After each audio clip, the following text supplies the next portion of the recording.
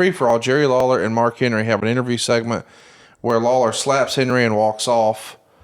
Savio Vega is going to beat Marty Jannetty, and Bradshaw and Uncle Zeb are going to go ahead and jump Savio and challenge him to a strap match on the pay-per-view. And the show opens with this write-up from the Observer. Blah, blah, blah. Match itself was mainly a backdrop for the ECW angle. Sandman, Dreamer, and Heyman were ringside. Sandman threw his beer at Vega, smashes the beer can on his own head and juiced, lit a cigarette while security let all three off. Off camera, but very noticeable to the live fans, Sandman, Dreamer, and Heyman were calling attention to themselves at ringside to the point of the show, and Heyman kept giving the finger to McMahon, and McMahon was giving him dirty looks back. A lot of people live thought this was all a shoot.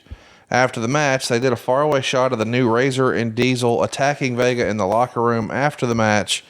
Even in the faraway shot, it seemed obvious it wasn't Kevin Nash and Scott Hall. Although the clip was so far away and so sudden in and out of focus, it's doubtful the majority of those watching picked up on that. At this point, McMahon acknowledged that Ross wasn't just making up a story, positioning himself in the babyface role when the fans turned on the angle, which of course will be blamed on Ross.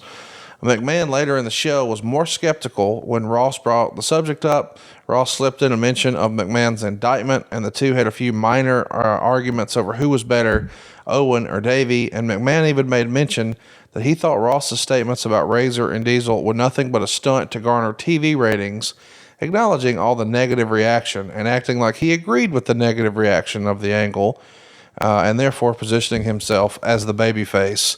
So it does seem clear at this point, hey, we're going to try Jim Ross as a heel.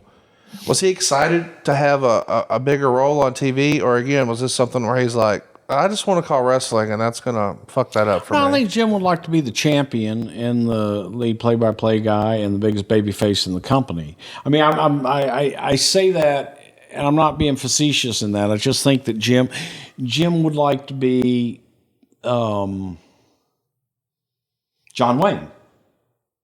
Sure. Yeah, in that regard, Jim wants to be the guy that kills everybody at the end and walks away with the leading lady and be the top guy. And I don't think that Jim doesn't like to be booed.